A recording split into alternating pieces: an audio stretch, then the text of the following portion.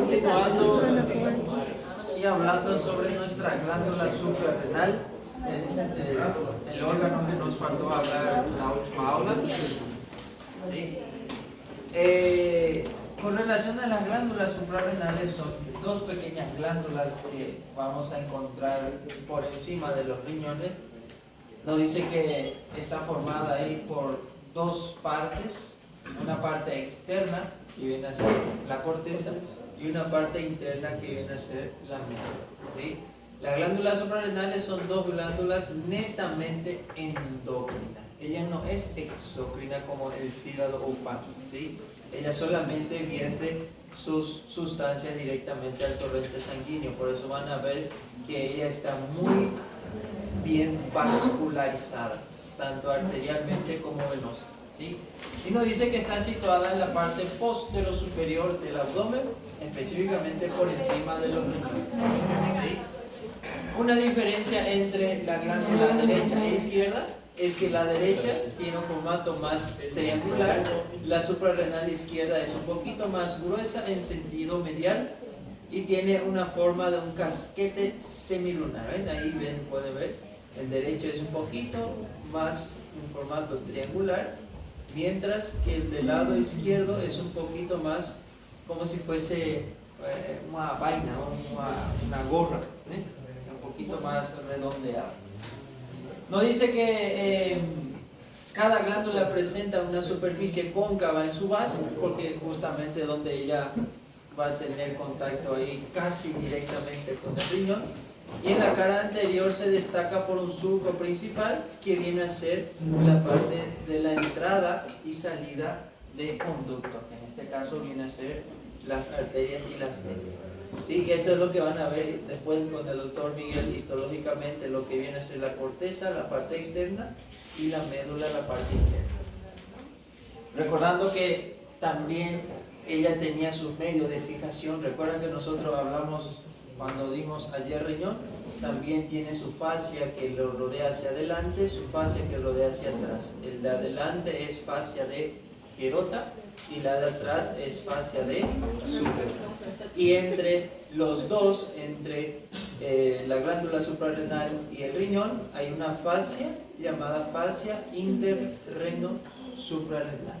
¿Recuerden la enfermedad que le dije que a veces cuando un paciente es muy obeso y pierde muy rápido de peso, esa gordura que alrededor del riñón se pierde, entonces el riñón queda sin su sustentación, entonces ella cae por la gravedad formando una enfermedad llamada pitosis renal. Y en la pitosis renal, la glándula suprarrenal no cae junto con el riñón. ¿Por qué? Por la presencia de la fascia interreno-suprarrenal.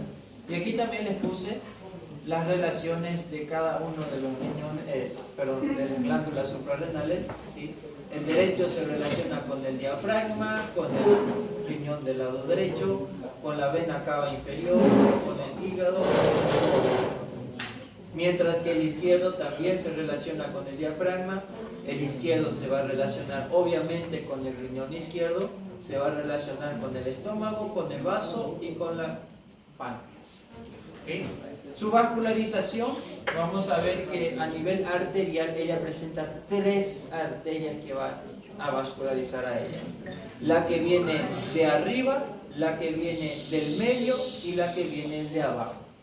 Son llamadas arterias suprarrenales o también conocidos como arterias capsulares. Es lo mismo, ¿sí?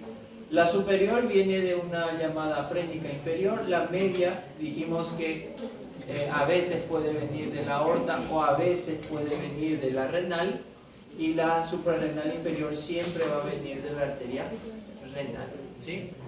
A nivel venoso, ella se drena a través de dos únicas venas: las venas suprarrenales, que van a ser el del lado derecho y el del lado izquierdo. El del lado derecho, recordando, importantísimo, ella drena directo a la vena cava. ¿Por qué? Porque ya está del lado derecho. El del lado izquierdo, recordando que el drenaje de la vena no va a la vena cava, sino que picó con preguiça y pegó Uber con la vena renal izquierda. ¿Está bien? Ahí tiene más imágenes representativas para que puedan ver estas glándulas. Importantísimo estas glándulas, fisiológicamente hablando. Semestre que viene van a ver que estas glándulas de aquí son las glándulas que podemos decir de acción. Acción. Por ejemplo, si yo le digo a usted ahora, durante aula, yo recibo una llamada y en esa llamada me dicen que está habiendo una invasión zombie y que ya está aquí en la ciudad y está casi entrando aquí en la facultad. O usted está en la morgue y de repente hay un cadáver en ese encima. Usted probablemente en la hora de su olho se va así, y de repente usted va a sentir su corazón batiendo más nada. Eso de ahí es, en pocas palabras, lo que seguramente escucharon hablar de la adrenalina. La glándula suprarrenal es la glándula que libera la adrenalina. Y una de las hormonas principales que es la adrenalina. Y la adrenalina activa ahora un sistema simpático. ¿Sí? Y cuando se activa el sistema simpático, en pocas palabras, así resumiendo, todo órgão que está encima do diafragma, o simpático, ele estimula. Por isso que dá aquele frio na barriga? Por ejemplo, ahí el corazón comienza a acelerar, el pulmón comienza a aumentar la frecuencia respiratoria. En el cerebro, a nivel de la visión, oído, usted fica así en la oscuridad, cualquier negocio que usted enxerga así, usted está así, o cualquier barulhinho ali à noite, quando você está dormindo, escuta un barulhinho, ya fica así. Entonces, todo lo que es arriba del diafragma, adrenalina o el sistema simpático le estimula. Y todo lo que hay debajo del diafragma, la adrenalina, en un caso, en el sistema simpático, la relaja.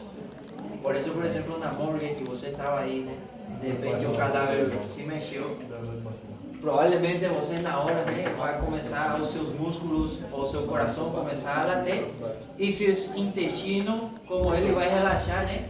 Provavelmente onde você vai fazer xixi nas calças ou vai fazer um número 2 bem rápido, porque não vai conseguir segurar a causa da adrenalina, porque a adrenalina por debajo del diafragma ela relaxa tudo. ¿Sí? Así bien rápido, en pocas palabras, para que puedan entender lo importante. Nuestra clase de hoy hablando sobre los uréteres. ¿Sí?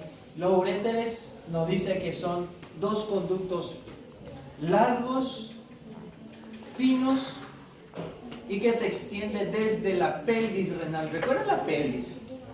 Que aquellos cálices menores que se anastomosaban y formaban cálices mayores, y los cálices mayores se anastomosaban para formar la pelvis renal, aquel que les dije que tenía un formato más o menos de un funil.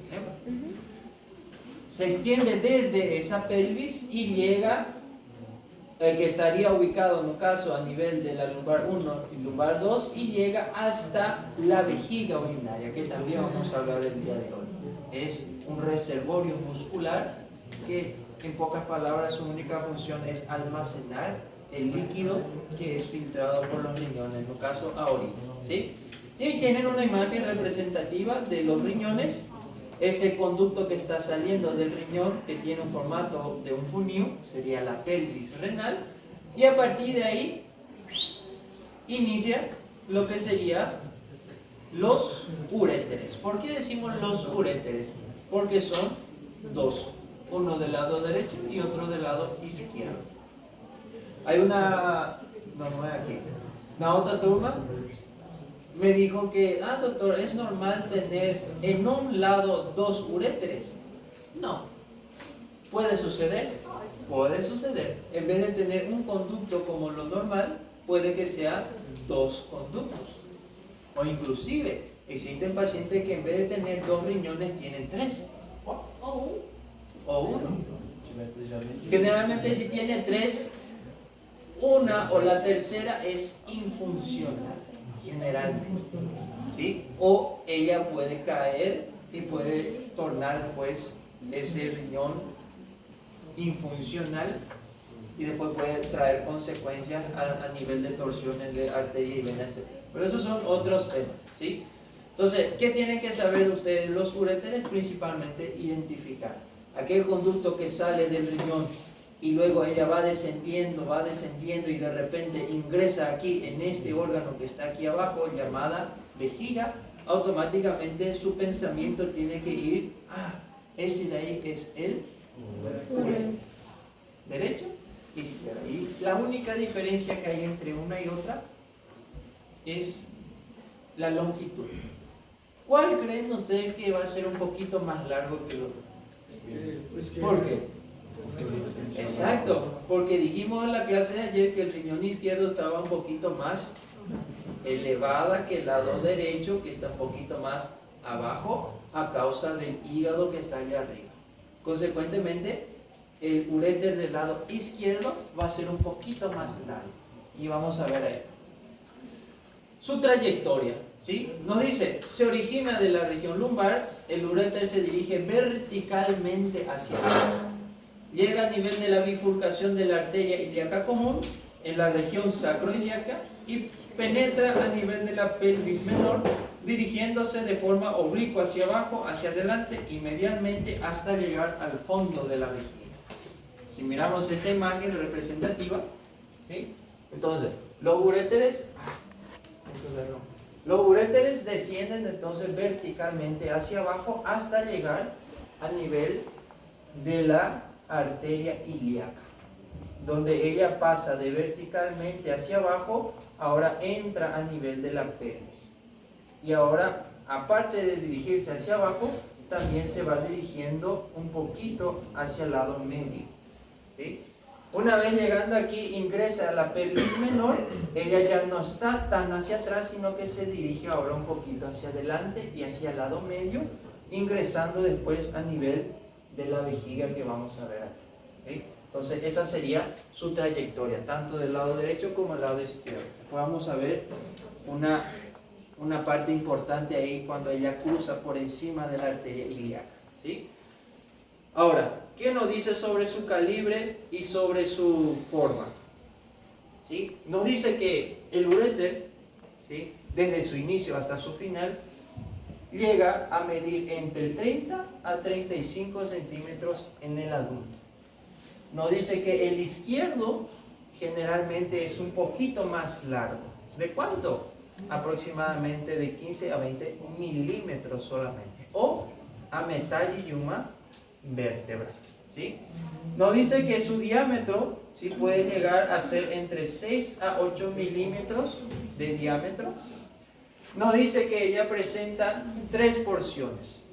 Una porción abdominal que está en el abdomen, una porción pélvica que entra en la pelvis y una porción intramural. ¿Qué significa intramural? Es la pequeña porción del conducto que perfora las paredes de la vejiga para luego caer el líquido en la vejiga. Y esta es la parte, por decirlo así, importante a nivel de los uréteres, a nivel clínico. Los estrechamientos. Los estrechamientos llamados pielo-ureteral en el cruzamiento de las ilíacas y la unión uretero-vesical, ¿sí? ¿Qué son esos estrechamientos? Son zonas más estrechas del órgano. En este caso dijimos en el slide anterior que el diámetro de los uréteres llega entre 6 a 8 milímetros, bastante pequeño. Ahora, existen 3 zonas donde el uréter es más estrecho todavía. Justamente cuando se une la pelvis e inicia el uréter. Ese es el primer estrechamiento, llamado estrechamiento pielo-ureteral. El segundo estrechamiento se da justamente cuando el uréter pasa por encima de la arteria ilíaca. Ahí se produce el segundo estrechamiento. Por eso decimos que el segundo estrechamiento está a nivel del cruzamiento de la arteria ilíaca o a nivel de la arteria ilíaca. Y el tercero se da justamente cuando el uréter tiene que perforar esas camadas de la vejiga Por eso ese estrechamiento se llama urétero vesical. Y clínicamente, ¿por qué nos importa saber estas estrechezas?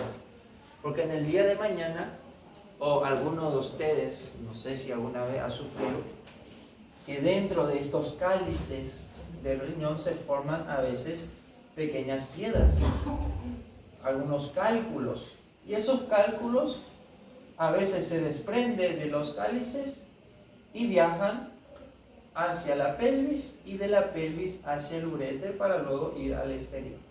A veces esas piedras son un poquito grandes y generalmente se pueden estancar en 3 lugares.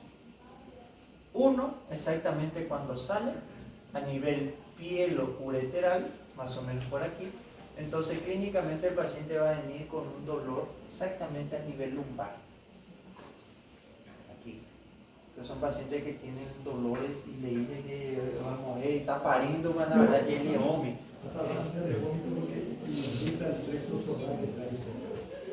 Kevin, ahí estoy hablando justamente un tema sobre eso de un cálculo clavado ahí arriba, si le puedo proyectar, no sé si se puede. Y a ver si consigo. Como dijo el profesor Kevin, los puntos estrechos del uréter permiten que mañana, cuando existe una afección que se llama litiasis quiere decir formación de piedras, y en los riñones que tienen litiasis hay 3 puntos donde se puede trancar. Allá arriba, donde se tranca allá arriba, el dolor es más lumbar y el hígado. Se puede trancar ahí donde atraviesa la arteria, que ella pasa por delante de la arteria. Entonces el dolor va a ser aquí en la región inguinal. O se puede trancar allá abajo, cuando el uréter penetra en la vejiga, y ahí el dolor va a ser así. Si es varón, el dolor va a ir como si fuera que le duele el escroto. Y si es mujer, va a ser como si le duele la vulva. Aquí hay protecciones del dolor de esta anatomía aplicada a la clínica. Y la patología que estamos estudiando se llama ombligo. Umbigo en portugués. El ombligo, cuando viene de la placenta, trae una vena, que se llama vena umbilical, que trae sangre con oxígeno, y esa vena cuando llega al ombligo se dirige hacia arriba para llegar al corazón. Cuando el paciente nace y se liga al ombligo, esta vena se convierte en un ligamento, que después se llama ligamento redondo y pasa por debajo del ligamento. La sangre circula y se tiene que eliminar. Cuando la sangre se elimina a través de 2 arterias que se llaman arterias umbilicales, que salen de las ilíacas externas y se van hacia el ombligo.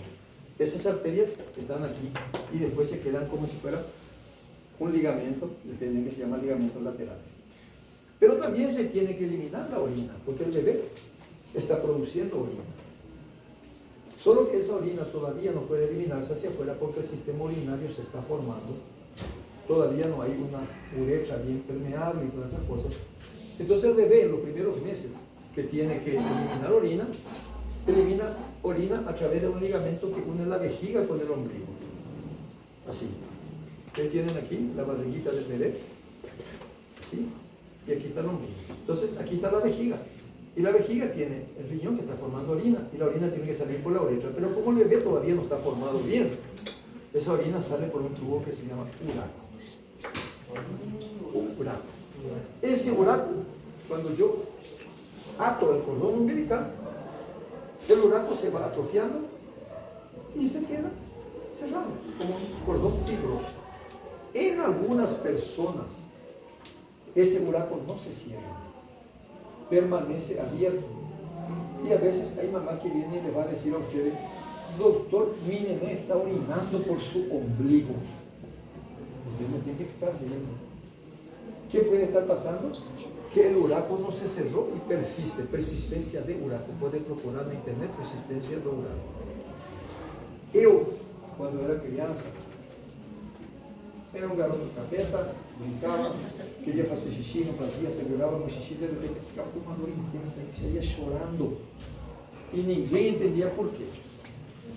Até que um dia, meu pai, que era médico rural naquela época, falou assim: menino, você faz xixi na hora que você quer fazer? Não, foi seguro. Então, o que acontecia comigo? Minha bexiga era essa, o uraco estava aqui, só que o meu uraco fechou só até aqui. Aqui ficou aberto. E quando eu aumentava a pressão da urina, a urina fazia com isso, e vinha e batia no meu umbigo e doía. Tinha duas perspectivas. Eu operava para fechar isso, ou eu aprendia a fazer xixi a toda hora. Meu pai falou isso e eu optei por fazer xixi a toda hora. Até que hoje fechou. Na minha experiência de vida, eu só vi um cara até agora que urinava pelo umbigo. Persistência de urar. Quando ela morava aqui perto na colônia, eu fui ver ele. O que eu faço no meu vou te operar? Eu estou aqui mesmo. Não, aqui não dá. Mas não posso ir. O que nós fizemos no início foi fazer uma anestesia local, procurar orar para fechar aqui. Falei, mas você vai sentir dor. Você a partir de agora vai ter que fazer xixi toda hora para não sentir dor. Depois ele veio para o hospital, fez a cirurgia geral definitiva. Mas para você ver que quando a gente trabalha longe, e que você sabe, de acuerdo con la herramienta que tiene. En castellano se dice, tenés que parar con el caballo que te toca. Porque ves, arar é a mesma coisa. Arar na tierra. Sim. Você tem que arar com o boi que toca. Se o boi é preguiçoso, você tem que empurrar o arado. Entendeu? Tem que fazer aquilo que você sabe, de acordo com o que você aprendeu, com as ferramentas que você tem. E a medicina, você pode ser um house, está no hospital que tem tudo, mas ninguém tem tudo em nenhum hospital do mundo. O house é uma... Então você vai aprender medicina para ajudar o próximo com o conhecimento que você tem. Está certo? Então essa é a imagem. Os dois rins, o ureter, o cálculo enclavado lá em cima. Tem várias maneiras de tirar isso. Há um aparato que se chama litotriptor. Lito de litiasis e triptor que quebra. Então faz um bombardeio por fora com ultrassonido, quebra a pedra pedaçada vai para baixo. Se não conseguir com isso, tem uma técnica que faz por endoscopia, leva o aparelho até allá, eles tentam quebrar a pedra. Uma vez que a pedra quebrou, espera descer.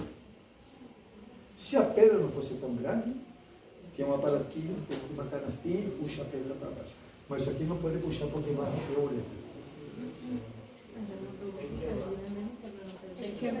Imagem de ressonância magnética sobre a anatomia que vocês estão vendo. Você lembra que eu falei? Lembra aquela imagem que ele projetou? É a mesma imagem em branco e preto. Está vendo o rins? Está vendo o ureter? Só não vê a bexiga. Está vendo? E ele trancou aqui, no ponto mais estreito. Poderia ter trancado aqui. Poderia ter trancado 3 pontos estreitos. Para a semiologia, para a clínica e para tudo. Anatomia para vocês com projeção clínica. Tá bom?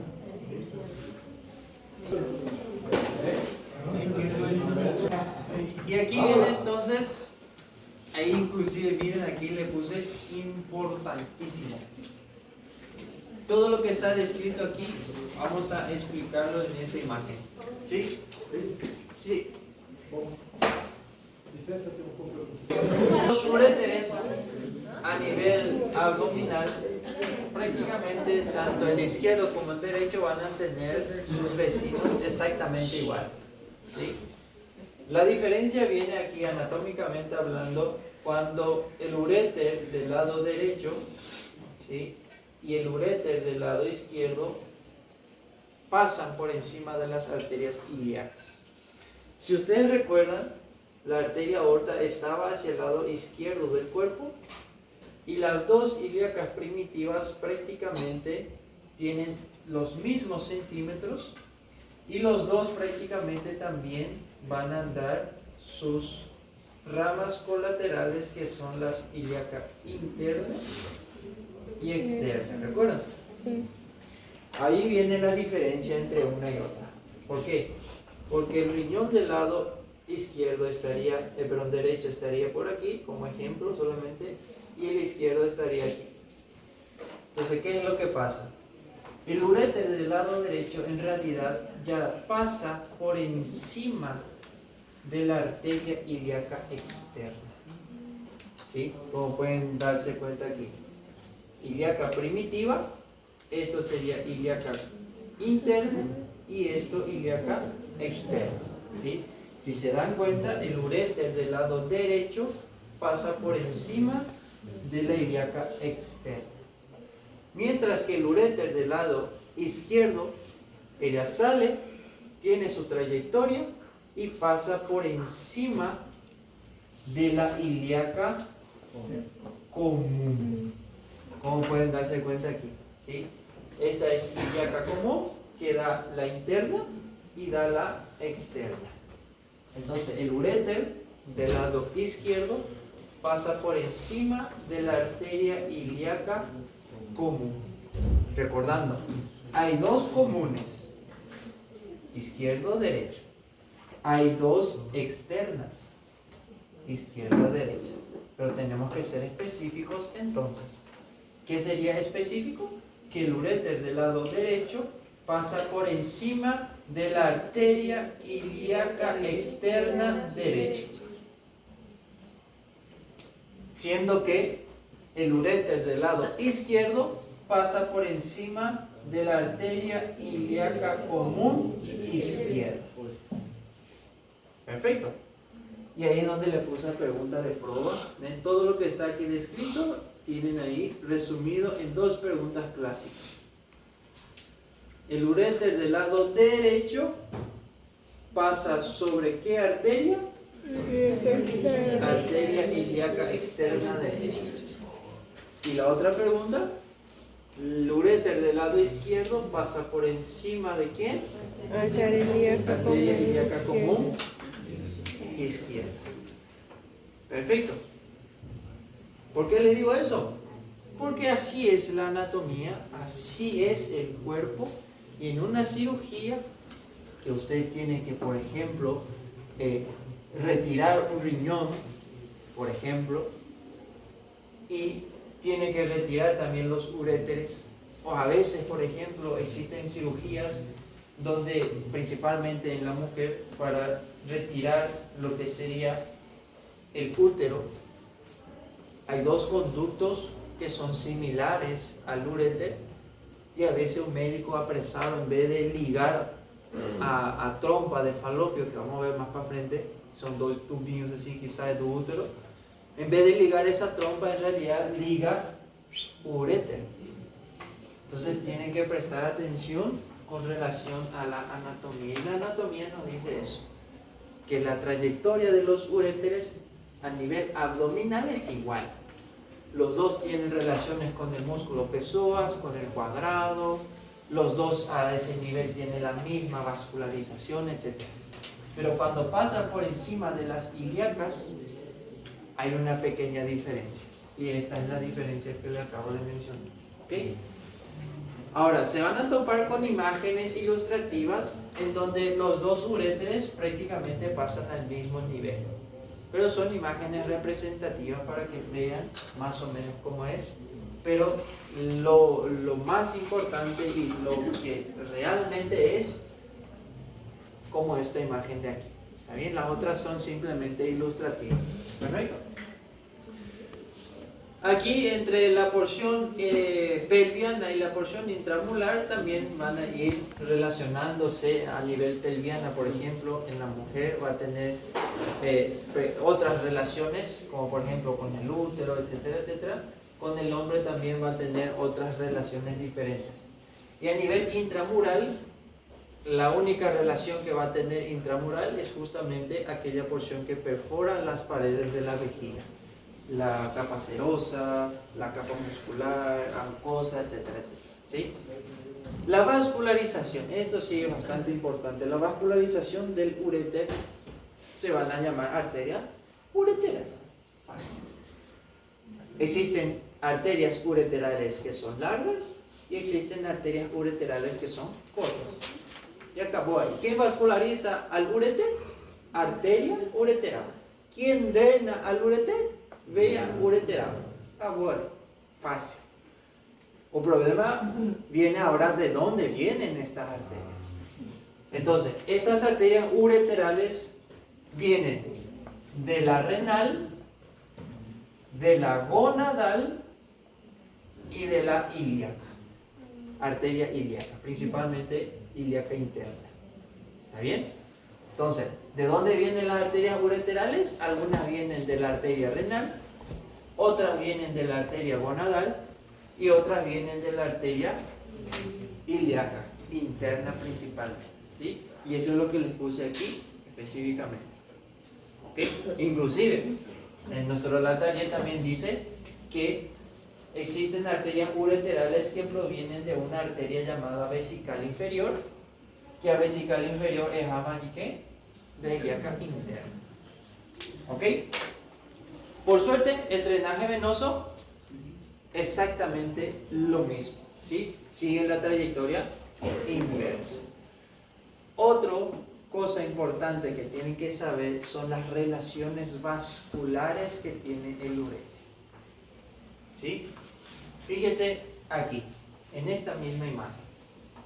El ureter es este conducto blanco que están viendo aquí. El ureter se relaciona con vasos sanguíneos. Uno de ellos, el primero, es la arteria gonadal. Si se dan cuenta, la arteria gonadal pasa delante del ureter. ¿Sí? Si ustedes se dan cuenta aquí, es al contrario. El ureter está pasando enfrente de la ilíaca. Y en la mujer, nuevamente existe una arteria llamada uterina que vuelve a pasar por delante del ureter. Y les puse una esquemita aquí. Miren, ese sería nuestro ureter. ¿Sí? Ese sería el riñón y allá abajo sería vejiga. Entonces, ahí sería anterior, aquí sería posterior. Entonces, hay una arteria que pasa por delante del ureter a nivel abdominal. Esa sería la arteria gonadal. A nivel pélvico existe una arteria que pasa por detrás del ureter, que sería la arteria ilíaca. Y en la mujer únicamente, esto sería hombre. En la mujer existe una arteria más que pasa por delante nuevamente del ureter a nivel pélvico. Y esa arteria se llama arteria uterina. Entonces ahí vienen las preguntas de prueba. A nivel abdominal, ¿cuál arteria pasa delante del ureter? Ahí usted responde, gonadal. A nivel pélvico, en el hombre, ¿cuál arteria pasa detrás del ureter? La arteria ilíaca. Y si somos específicos, el ureter derecho, ilíaca externa derecha. Ureter izquierdo, ilíaca común izquierda. ¿Entienden? En la mujer, ¿cuál arteria a nivel pélvico pasa delante del ureter? La arteria uterina. Obvio, en el hombre no hay útero, consecuentemente no hay esa arteria. Entonces es fácil. Y aquí les puse nuevamente, miren, la misma pregunta con relación al pasaje de las arterias ilíacas con relación a nuestro ureter. Ajenado, no caso, ve aquí, ¿no? Y ajenado da a vascularización visible. No entra en relaciones porque él le fica encima. Perfecto. Siguiente, inervación de nuestro ureter viene de plexos renales, del plexo hipogástrico y el plexo hipogástrico inferior. Estos nervios van a traer tanto raíces que van a ser simpáticas como también parasimpáticas. Las parasimpáticas se van a encargar de contraer a la musculatura porque van a ver histológicamente que el ureter también tiene músculo liso. Y al tener músculo liso, ella se contrae haciendo pequeños peristaltismos. ¿Sí? Por eso es que cuando una piedra se estanca en un medio, el ureter se contrae para intentar expulsar esa piedra y por eso es que tenemos tanto dolor en ese caso. ¿Sí? Y por último, nuestro último órgano que vamos a hablar el día de hoy es la vejiga, ¿sí? La vejiga, como ya también la había mencionado, es simplemente un reservorio muscular. Está formado prácticamente por músculo, también músculo liso, intermedio entre el uréter y la uretra, ¿sí? Uretra vamos a tocar en otra ocasión. Es otro conducto donde los alumnos suelen confundir porque son nombres parecidos. Uréter es arriba y uretra es la que va de la vejiga hasta el exterior, ¿sí? Que vamos a ver después imágenes y tocamos principalmente cuando damos aparato masculino y femenino. Y nos dice su función, mire, destinada a recoger la orina en un caso, a medida que los uréteres la vierten en ella. Hasta el momento en que cuando usted siente el deseo de orinar y la vejiga se contrae y evacúa por un conducto llamado uretra, esa función, ese deseo de expulsar la orina hacia el exterior se le conoce con el nombre de micción, ¿sí? No es shishi. Nos dice aquí, ¿dónde está la vejiga? Está situada en la parte anterior de la región pelviana, exactamente detrás de la pubis. ¿Recuerdan el hueso pubis, cierto? Que era la porción anterior del hueso coxal. Y detrás de ella, exactamente del hueso pubis, miren, ahí está la vejiga, ¿sí? Tanto en el hombre como en la mujer. Ojo, normalmente también la vejiga no es palpable, no se palpa. Usted puede pegar a su paciente, deja él deitado, usted viene, palpa la sínfisis púbica y enfía aquí hacia la parte muscular del dedo y es imposible que usted palpe la vejiga. Ahora, si viene un paciente que usted le palpa y siente un balón aquí por encima de la sínfisis púbica, probablemente esa es la vejiga. Y si usted palpa la vejiga es porque está habiendo algo. Probablemente, y lo más común, es que haya una obstrucción, ¿sí? Esto, por ejemplo, es a nivel de un corte sagital de la mujer. ¿Por qué? Porque se ve la vejiga delante y detrás de la vejiga está el útero. Y detrás del útero está esta porción que viene a ser el recto, ¿sí? La parte del intestino grosso, ¿okay? Aquí imagen también lo mismo. Pubis, el hueso, vejiga, detrás de la vejiga útero, detrás del útero recto, y esto ya sería el canal anal y ano, ¿sí?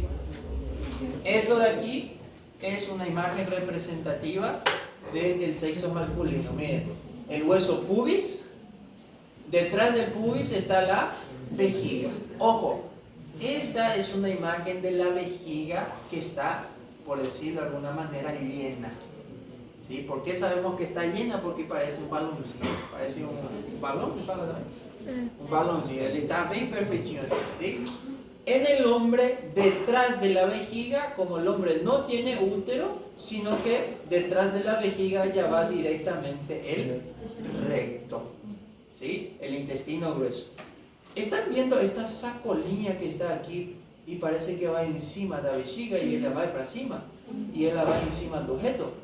Esa sacolínea de ahí, adivinen quién es. El peritoneo. Y peritonealmente hablando, aquí entre el recto y la vejiga existe un fondo. ¿Está viendo? Un fondo.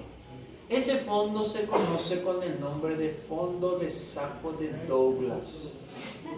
En el hombre es conocido como fondo recto vesical. ¿Por qué le digo eso? Porque en la mujer, esto en el hombre también, miren, vejiga, recto. Esto sería el fondo de saco de Douglas, en el hombre conocido como fondo recto vesical. En la mujer, miren, esto sería mujer. Pubis, vejiga, Detrás de la vejiga en la mujer está el útero y detrás del útero está el recto.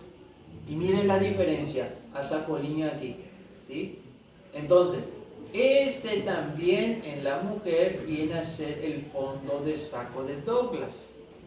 Pero en la mujer se le conoce como recto uterino, no recto vesical como era en el hombre.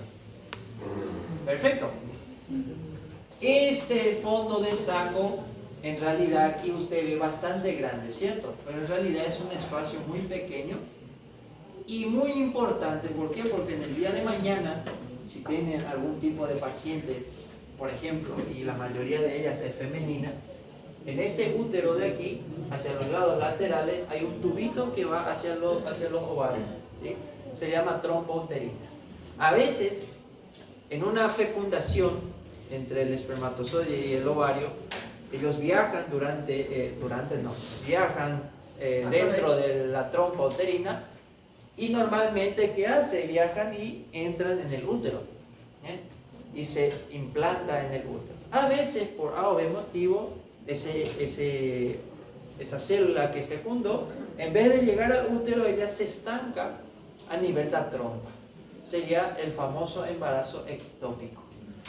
Y ese feto que va empezando a crecer ahí, como el útero está bien desarrollado para duplicar 85.000 veces el tamaño de él, las trompas no. Entonces llega un momento donde ese feto empieza a crecer tanto donde la trompa ya no aguanta histora y empieza a tener las hemorragias. Y por gravedad, la hemorragia empieza a caer. A veces, dentro del tubo, la sangre entra y va hacia lo que sería el útero, la vagina, y sale hacia el exterior. Y otro porcentaje de sangre entra y cae a nivel del fondo del saco de Douglas. Entonces la mujer, de repente, que tuvo su periodo de menstruación normal, después de unos 5 o 6 días, está sangrando. Bueno, está saliendo, ahora es un rojo vivo. De repente ya comienza a sentir unos dolores a nivel lumbar. De repente ya fica comenzando pálida. Y un caso como sucedió cuando estaba internado de una menina que estaba no ensino medio, tinha 17 anos. Eu lembro que ela estudava de tarde e lá umas 4 horas é trazida pela companheira e pela professora. Eu estava rotando por ginecobstetricia. E ela vino desmaiada, tudo branco. Y cuando estaba llegando, empezó a agarrar nuevamente conciencia, ella no sabía dónde estaba.